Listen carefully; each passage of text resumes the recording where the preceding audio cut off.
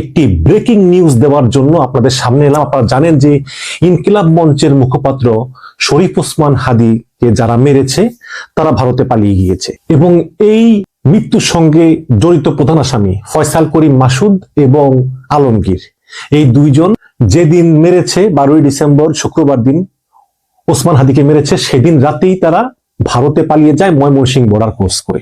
তারপর থেকে কিন্তু বাংলাদেশের জনগণ তারা ভারতকে অভিযুক্ত করতেছে এবং আওয়ামী লীগকে অভিযুক্ত করতেছে যে তাদের এই পরিকল্পনাতেই এই হত্যাকাণ্ড হয়েছে।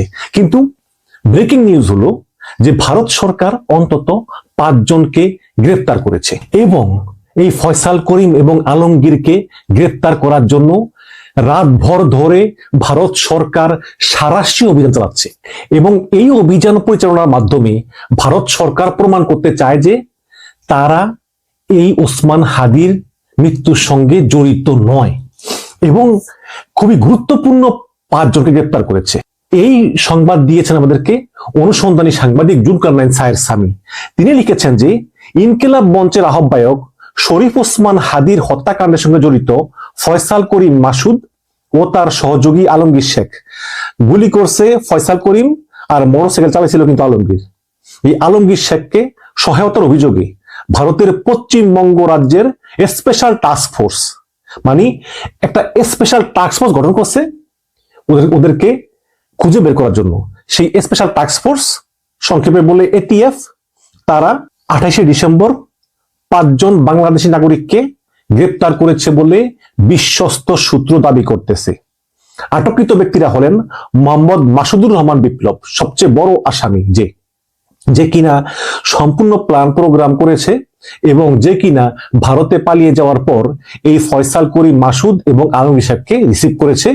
এবং এই মাসুদুর রহমান বিপ্লবের আরেকটি পরিচয় হলো সেই আওয়ামী লীগ নেতা জাহাঙ্গীর কবির নানকের ব্যক্তিগত সহকারী। আপনারা নিশ্চয়ই তার নাম এর আগে শুনেছেন। আরেকজন হচ্ছেন তাইজুল ইসলাম চৌধুরী ওরফে বাপ্পি, সাবেক কাউন্সিলর ও যুবলীগ নেতা। রাকিবুল ইসলাম মিরপুর এলাকার ছাত্রলীগ নেতা। রুবেল ছাত্রলীগ নেতা। ফিলিপস, এই ফিলিপস হচ্ছে বর্ডার এলাকায় মানব পাচারের সঙ্গে জড়িত এবং হাদী হত্যাকাণ্ডের সাথে সরাসরি জড়িত ফয়সাল এবং আলমগীর শেখকে গ্রেপ্তারে সাঁড়াশি অভিযান পরিচালনা করা হচ্ছে বলে সূত্র জানিয়েছে। মানে ভারত সরকার বিষয়টি খুব সিরিয়াসলি নিয়েছে এবং সমস্ত ভারত জুড়ে সাঁড়াশি অভিযান পরিচালনা শুরু করেছে এই ভারতের স্পেশাল টাস্ক ফোর্স। আশা করি খুব শীঘ্রই ভারত সরকার এই ফয়সাল করিম এবং আলমগীর শেখকে গ্রেপ্তার করতে পারবে। এবং দর্শক, এই ঘটনা যে ভারত সরকারের সঙ্গে জড়িত না হোক, কিন্তু আওয়ামী লীগের পরিকল্পনায় হচ্ছে, এটা কিন্তু বাংলাদেশের গোয়েন্দারা অভিযোগ করতেছেন এবং তারা বলতেছেন যে এটা একটা বিশাল পরিকল্পনা। কারণ এই ফয়সাল করিম বড় চুল ছিল, তারপর চুল নাই, 15 দিনের মধ্যেই তিনি হাদীর খুব আস্থাভাজন হয়ে ওঠেন। যেদিন হাদীকে মারেন সেদিনও কিন্তু তিনি হাদীর সঙ্গে করতেছিলেন, নির্বাচনী ওয়ার্ক করতেছিলেন। এবং এর 1 সপ্তাহ আগে এই ফয়সাল করিম সিঙ্গাপুরে যান। সিঙ্গাপুরে গিয়ে সেখানে মালয়েশিয়ার বর্ডারে দফায় দফায় মিটিং করেন। কার সঙ্গে মিটিং করেন? সিঙ্গাপুরে গিয়ে।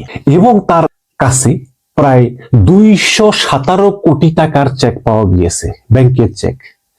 ফয়সালের মতো একটা লোক, তার কাছে এত টাকার ব্যাংকের চেক কিভাবে এলো? যেই ফয়সাল করিম অস্ত্র সহ গ্রেপ্তার হয়েছে ডাকাতি মামলায়, তাকে কে এত দ্রুততম সময় জামিন করালো? এখন তো আমি মনে করি যে বিএনপির যে আইন বিষয়ক সম্পাদক কায়সার কামাল, তার ব্যাংক অ্যাকাউন্টটা চেক করা হোক। যেই 2 বিচারক জামিন দিলেন, পরবর্তীতে আবার সেই জামিনের এক্সটেনশন করলেন, সেই 2 বিচারকেরও এবং সেই 2 বিচারকের আত্মীয় স্বজনদের ব্যাংক অ্যাকাউন্ট চেক করা হোক, কায়সার কামালের আত্মীয়দের ব্যাংক অ্যাকাউন্ট চেক করা। এখন দর্শক, আমি তো চিন্তা করতেছি যে যদি ভারতের পুলিশ শেষ পর্যন্ত এই ফয়সাল করিম এবং আলমগীর শেখকে গ্রেপ্তার করতে পারে, অলরেডি যে 5 জনকে গ্রেপ্তার করেছে, বিশেষ করে এই যে জাহাঙ্গীর কবির নানকের যে ব্যক্তিগত সহকারী মোহাম্মদ মাসুদুর রহমান বিপ্লব, তিনি তো সব জানেন, এবং তার প্ল্যানে এগুলো হয়েছে। এখন যদি ভারত সরকার তাকে রিমান্ডে জিজ্ঞাসাবাদ করে এবং শেষ পর্যন্ত ভারত সরকার এই ফয়সাল করিম এবং আলমগীর শেখকে গ্রেপ্তার করতে পারে, গ্রেপ্তার করার পরে হয়তোবা কেঁচো করতে গিয়ে সাপও বেরিয়ে আসতে পারে। তখন দেখা যাবে যে এটার সঙ্গে শুধু যে এই আওয়ামী লীগের এরা জড়িত তা না, এর সঙ্গে আরো অনেক লোক জড়িত আছে। কারা জড়িত আমি অনুমানের নাম বলতে চাই না, তবে এটুকু বলতে পারি যে কেঁচো করতে গিয়ে সাপ বেরিয়ে আসবে। এবং ভারত সরকার শেখ হাসিনার জন্য সব করতে পারে, কিন্তু এই ছোটখাটো এই পুটিপনা এদের অপরাধের দায় কিন্তু ভারত সরকার নিবে না। সুতরাং আমি মনে করি যে অযথা যারা ভারতকে দায়ী করতেছেন তারা দায়ী করেন না, অন্তত এই ওসমান হাদির মৃত্যুর ব্যাপারে। হ্যাঁ, গোয়েন্দারা বলতেছে, বিভিন্ন সরকার সূত্র বলতেছে যে আওয়ামী লীগের অনেকের সঙ্গে জড়িত, অনেকে আছে জড়িত, হয়তো বা এটা আওয়ামী লীগের নেতৃত্ব জানে না, কিন্তু আওয়ামী লীগের নেতা আছে, তারা নিজেরা এই সব কাজগুলো পরিকল্পনা করে করেছে, কিন্তু মূল আওয়ামী লীগ তারা এসব ব্যাপারে অবগত না, এটা আমার মনে হয়। কিন্তু আওয়ামী লীগের কিছু লোক এটা করিয়েছে, এটা বিভিন্ন গোয়েন্দা সূত্রে আমরা রিপোর্ট পেয়েছি। এটা অভিযোগ কিন্তু প্রমাণিত না।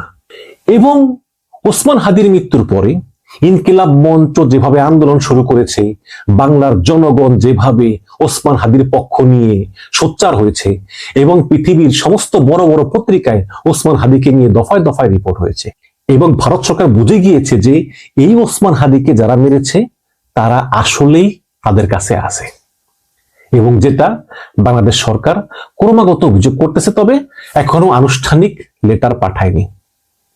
তো ভারত সরকার চিন্তা করতেছে যে এই আওয়ামী লীগের চুনাপুটি তারা বাংলাদেশে একজনকে মেরে আসবে, মেরে এসে ভারতে লুকিয়ে থাকবে, এটা আমরা হতে দিব না, তাদেরকে ধরতে হবে। দেখুন, শেখ হাসিনা, ওবায়দুল কাদের, তারপরে ওই যে কামাল, এদেরকে ভারতে আশ্রয় দেওয়ার আগে ভারত সর্বদলীয় সভা করেছিল, সেখানে সবাই বলেছে যে হ্যাঁ, এই শেখ হাসিনা এবং তার কাছের লোকদেরকে ভারতে আশ্রয় দেওয়া হোক, কারণ তারা আমাদের অকৃত্রিম বন্ধু।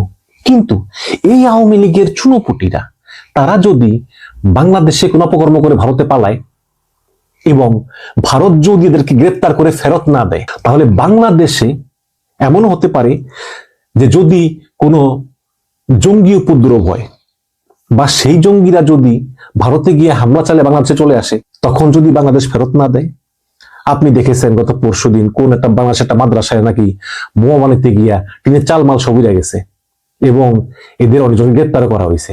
তারা এই মাদ্রাসার আড়ালে তারা এই বোমা বানানোর কারখানা, এই বোমাগুলো দিয়ে কি করতো? নিশ্চয়ই নাশকতা করতো। এটা কিন্তু বাংলাদেশে টুকটাক হচ্ছে, কিন্তু এটা অস্বীকার করার উপায় নেই। আপনারা বলতে পারেন যে ভাই এটা ফেক, এটা নাটক। নাটক না, সবকিছু নাটক না। এখন হাসিনা ক্ষমতায় নাই, নাটক করে লাভ কি? তো এই কারণে ভারত চিন্তা করতেছে যে ভবিষ্যতে যাতে কেউ অপরাধ করলে আমরা বাংলাদেশ থেকে আনতে পারি, এই কারণে বাংলাদেশ সরকারের সঙ্গে সহযোগিতা আমাদের অব্যাহত রাখতে হবে। প্লাস বাংলাদেশ সরকারও কিন্তু প্রচুর চাপ দিচ্ছে ভারতকে, কারণ এই যে ইনকিলাব মঞ্চ শাহবাগ দখল করে আন্দোলন করতেছে, এটা কিন্তু সরকারের উপর চাপ। তো ইনকিলাব মঞ্চ সরকারকে চাপ দিচ্ছে, এবং সরকার কূটনৈতিক চ্যানেলে ভারত সরকারকে চাপ দিচ্ছে, এবং এইসব চুনাপুটি ফয়সাল করিম, আলমগীর শেখ, এদের মূল্য ভারতের কাছে নাই। এটা হচ্ছে বাস্তবতা। তো এই হচ্ছে ব্রেকিং নিউজ যে অন্তত 5 জনকে গ্রেপ্তার করেছে ভারতের পশ্চিমবঙ্গ রাজ্যের স্পেশাল টাস্ক ফোর্স। তারা হচ্ছেন, আবারও পড়ি, মোহাম্মদ মাসুদুর রহমান বিপ্লব, আওয়ামী লীগ নেতা, জাহাঙ্গীর কবির নানকের ব্যক্তিগত সহকারী, তাইজুল ইসলাম ওরফে বাপ্পি, সাবেক কাউন্সিলর এবং যুবলীগ নেতা, রাকিবুল ইসলাম, মিরপুর এলাকার ছাত্রলীগ নেতা, রুবেল ছাত্রলীগ নেতা, ফিলিপস, সে হচ্ছে এই বর্ডার এলাকায় মানব পাচারের সঙ্গে জড়িত। এবং ভারত সরকার বলতেছে যে এই ওসমান হাদির মৃত্যুর সঙ্গে সরাসরি জড়িত ফয়সাল করিম এবং আলমগীর শেখকে গ্রেপ্তারের জন্য সাঁড়াশি অভিযান পরিচালনা করা হচ্ছে রাত ভোর ধরে, এবং ভারত সরকার আশা করতেছে তাদেরকে অতি শীঘ্রই গ্রেপ্তার করা সম্ভব হবে। এবং এটা অবশ্যই সুখবর, এবং আমরা চাইতে দর্শক, ওসমান হাদি আমাদের মাঝে নিয়ে আর ফিরে আসবে না। তার যে দর্শন, তার যে আদর্শ, সেটা আমাদের সঙ্গে থাকবে, এবং তাকে আমরা মনে রাখবো, তার সহজ সরল মুখটা, তার হাসিটা আমরা মনে রাখবো, এবং তাকে যারা মেরেছে তাদের যেন বিচার হয়, তাদের যেন বিচারটা আমরা দেখে যেতে পারি, এটাই হচ্ছে প্রত্যাশা। পরিশেষে এটা বলবো যে আল্লাহ পাক ওসমান হাদিকে ব্যস্ত নসিব করুক, এবং তার হত্যাকারীদেরকে যদি ভারত গ্রেপ্তার করে ফেরত দেয় বিচারের জন্য, তাহলে আমরা অন্তত এই ব্যাপারে ভারত সরকারের কাছে কৃতজ্ঞ থাকব। দর্শক, অবশেষে বাংলাদেশের সরকারের পক্ষ থেকে এবং আইন শৃঙ্খলা রক্ষাকারী বাহিনীর পক্ষ থেকে এই ঘোষণা দেয়া হয়েছে যে শরীফ ওসমান হাদি, তাকে আক্রমণ করেছিল যারা, তারা বাংলাদেশে নেই, তারা ভারতে পালিয়ে গেছে। ওসমান হাদির ঘটনা ঘটেছে গত 12ই ডিসেম্বর। 12ই ডিসেম্বরের পরে 28 ডিসেম্বর পরে এসে 16 দিন পরে এসে এটা এক অর্থে স্বীকার করে নেওয়া হলো যে তারা দেশে নেই, ভারতে পালিয়ে গেছে। যখন এই কথাটা স্বীকার করে নেওয়া হলো, তখন ভারত থেকেও নতুন বার্তা আসছে এবং সেখান থেকে জানানো হচ্ছে যে এই জাতীয় কেউ ভারতে নেই, কাউকে গ্রেপ্তারও করা হয়নি। দুই দেশের দুই রকম পাল্টাপাল্টি অবস্থান। কি বলছে বাংলাদেশের গণমাধ্যম এবং ভারতের গণমাধ্যম শরীফ ওসমান হাদির আক্রমণকারীদের ব্যাপারে? চলুন একটু এই চাঞ্চল্যকর খবরে দৃষ্টিপাত করি এবং জানার চেষ্টা করি, বোঝার চেষ্টা করি আদতে ঘটছেটা কি। দর্শক, বলছিলাম শরীফ ওসমান হাদিকে আক্রমণকারী দুই সন্ত্রাসী তারা বাংলাদেশে নেই, এটা বাংলাদেশের পুলিশ থেকে আনুষ্ঠানিকভাবে আজকে জানিয়ে দেয়া হয়েছে। ওদিকে ভারত থেকে আসছে ভিন্ন খবর। ভারত থেকে যে খবর আসছে সেটা নিয়ে বিডি নিউজ 24 যেটা বলছে, বিডি নিউজের শিরোনামটা দেখে নিন। তারা বলছে, হাদি হত্যা, ফয়সাল ভারতে নেই, কেউ গ্রেপ্তারও হয়নি, বলছে মেঘালয় পুলিশ। এই খবর যখন বিডি নিউজ 24 বলছে, তখন ভারতীয় গণমাধ্যম নর্থ ইস্ট নিউজ তারা ভিন্ন শিরোনাম করছে। তারা বলছে, no Indian arrested in Meghalaya for links with Bangladesh political activities killing Tura police. এই তথ্য মানে প্রায় একই রকম তথ্য ভারতীয় গণমাধ্যম এবং বাংলাদেশি গণমাধ্যম প্রায় একই রকম তথ্য দিচ্ছে। খবরের ভেতরে কি রয়েছে? শরীফ ওসমান হাদি হত্যার প্রধান সন্দেহভাজনের ভারতে পালিয়ে যাওয়া এবং তাকে সহায়তার অভিযোগে দেশটিতে দুজন গ্রেপ্তার হওয়ার যে তথ্য ঢাকার পুলিশ দিয়েছে, মেঘালয় পুলিশ তা অস্বীকার করেছে। অর্থাৎ ঢাকার পুলিশ দাবি করছে যে ভারতে দুজনকে গ্রেপ্তার করা হয়েছে, কিন্তু মেঘালয় পুলিশ, ভারতের পুলিশ সেটা অস্বীকার করছে। আজকে ভারতীয় সংবাদ মাধ্যম হিন্দুস্তান টাইমসের প্রতিবেদনে বলা হয়েছে, দেশটির সীমান্তরক্ষী বাহিনী ও বিএসএফ ডিএমপির দাবি দুটি প্রত্যাখ্যান করেছে। রোববার হাদি হত্যা মামলার অগ্রগতি জানাতে সংবাদ সম্মেলনে আসেন ঢাকা মহানগর পুলিশের অতিরিক্ত কমিশনার এস.এন. মোহাম্মদ নজরুল ইসলাম। তিনি বলেন, হাদি হত্যার প্রধান দুই সন্দেহভাজন ফয়সাল করিম এবং আলমগীর শেখ ভারতে পালিয়ে গেছেন। এই প্রথমবারের মতো স্বীকার করে নেওয়া হলো যে তারা ভারতে মানে বাংলাদেশে নেই। মেঘালয় পুলিশের সাথে ইনফরমাল চ্যানেলে যোগাযোগ করে তারা জানতে পেরেছেন মেঘালয় পুলিশ ফয়সাল করিমকে সহায়তাকারী ও সামি নামে দুজনকে গ্রেপ্তার করেছে। তিনি পালিয়ে যাওয়ার একটা বর্ণনাও দিয়েছেন। এর ঘন্টা দুয়েক পরে হিন্দুস্তান টাইমসের অনলাইনে প্রকাশিত প্রতিবেদনে বিএসএফ ও মেঘালয় পুলিশের বরাত দিয়ে ডিএমপির দাবি অস্বীকার করা হয়েছে। ডিএমপি দাবি করছে, ভারতে ফয়সাল করিমকে সহযোগিতা করা ভারতীয় দুই নাগরিককে ভারতের পুলিশ গ্রেপ্তার করেছে, কিন্তু ভারতের পক্ষ থেকে সেটা অস্বীকার করা হচ্ছে। হিন্দুস্তান টাইমসের প্রতিবেদনে বলা হয়, হাদি হত্যার প্রধান দুই সন্দেহভাজন হালুয়াঘাট সীমান্ত দিয়ে মেঘালয় পেরিয়ে গেছেন এবং এখনো সেই রাজ্যে অবস্থান করছেন। বাংলাদেশ পুলিশের এমন বক্তব্যকে প্রত্যাখ্যান করে মেঘালয় পুলিশের একজন শীর্ষ কর্মকর্তা।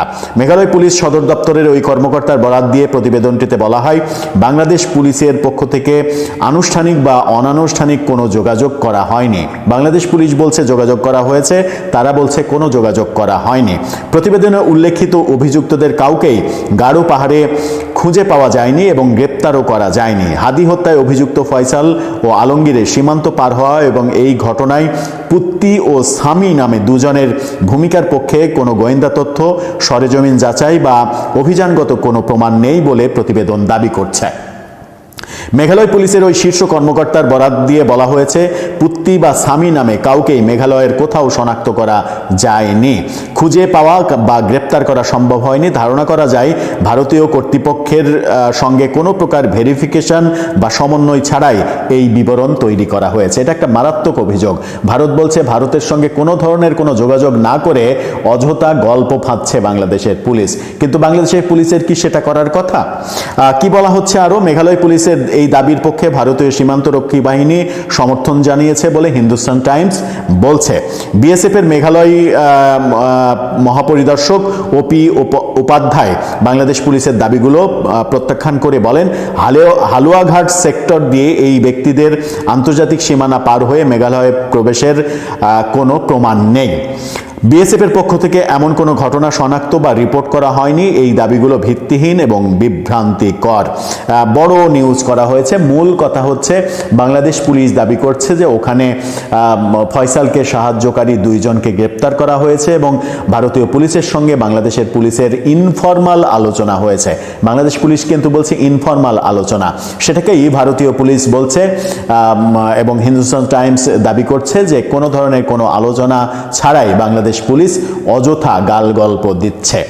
এটা একটা ভয়ঙ্কর অভিযোগ। আর ইনফরমাল আলোচনার ব্যাপারটা উল্লেখ করাটা কতটা যৌক্তিক সেটাও একটা বড় ব্যাপার, কারণ ইনফরমাল আলোচনা নিশ্চয়ই ফরমালি কেউ স্বীকার করবে না, ইনফরমালি থেকে যাবে। যেহেতু বাংলাদেশের পুলিশ বলছে সেটা ইনফরমাল আলোচনা, এই ব্যাপারে গতিবিধি কোন দিকে যাচ্ছে? তবে একটা অগ্রগতি হয়েছে, সেটা হচ্ছে বাংলাদেশের পুলিশ থেকে এই প্রথমবারের মতো জানানো হলো যে অপরাধী 2 জন বাংলাদেশে নেই।